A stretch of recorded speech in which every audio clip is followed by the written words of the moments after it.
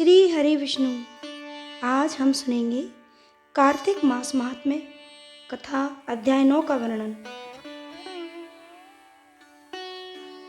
राजा पृथु ने कहा, हे मुनि श्रेष्ठ नारद जी, आपने कार्तिक माह के व्रत में जो तुलसी की जड़ में भगवान विष्णु का निवास बताकर उस स्थान की मिट्टी की पूजा करना बतलाया है, अतः मैं श्री तुलसी जी के महात्म्य को सुनना चाहता हूँ। तुलसी जी कहाँ और किस प्रकार उत्पन्न हुई, यह बताने की कृपा करें। नारद जी बोले, राजन, आप तुलसी जी की महत्ता तथा उनके जन्म का प्राचीन इतिहास ध्यानपूर्वक सुनिए।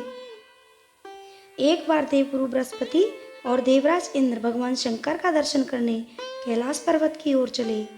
तब भगवान शंकर ने अपने भक्तों की परीक्षा लेने के लिए जटाधारी दिगंबर का रूप धारण कर उन दोनों के मार्ग में अवरोध उत्पन्न किया।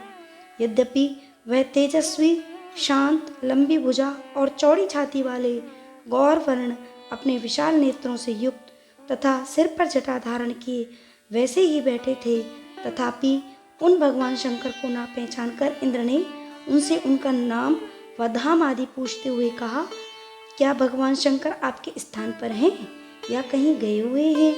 इस पर तपस्वी रूप भगवान शिव कुछ नहीं बोले। इंद्र को अपने त्रिलोकीनाथ होने का गर्व था।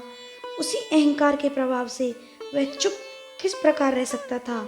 उसने क्रोधित हुए उस तपस्वी को धुड़क कर कहा, अरे, मैंने तुझसे कुछ पूछा है और तू उसका उत्तर भी नहीं देता।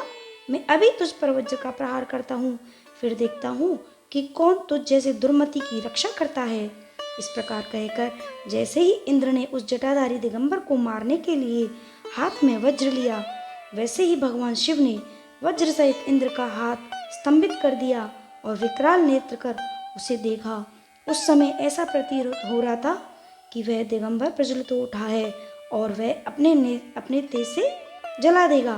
भुजाएं स्तंभित होने के कारण इंद्र दुखित होने के साथ साथ अत्यंत कुपित भी हो गया, परंतु उस जटाधारी दिगंबर को प्रज्वलित देखकर बृहस्पति जी ने उन्हें भगवान शंकर जानकर प्रणाम किया और दंडवत होकर उनकी स्तुति करने लगे।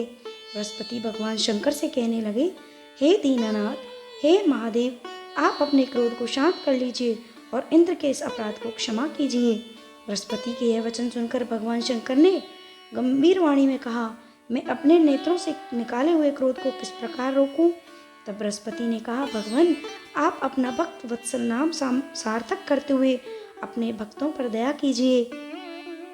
आप और अपने इस तेज को अन्यत्र स्थापित कीजिए और इंद्र का उद्धार कीजिए। तब भगवान शंकर गुरु बृहस्पति से बोले, मैं तुम्हारी स्तुति से अत्यंत प्रसन्न हूँ। तुमने इंद्र को जीवन दान दिलवाया है।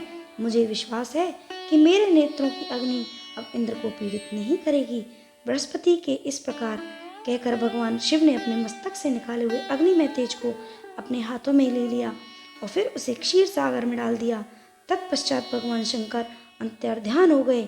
इस प्रकार जिसको जो जानने की कामना थी उसे जानकर इंद्र तथा बृहस्पति अपने अपने स्थान को चले गए। तो ये है कार्तिक मास महात्म्य कथा अध्याय 9 का वर्णन, जिसमें भगवान बृहस्पति और शिव जी का विशेष वर्णन है। श्री हरि विष्णु।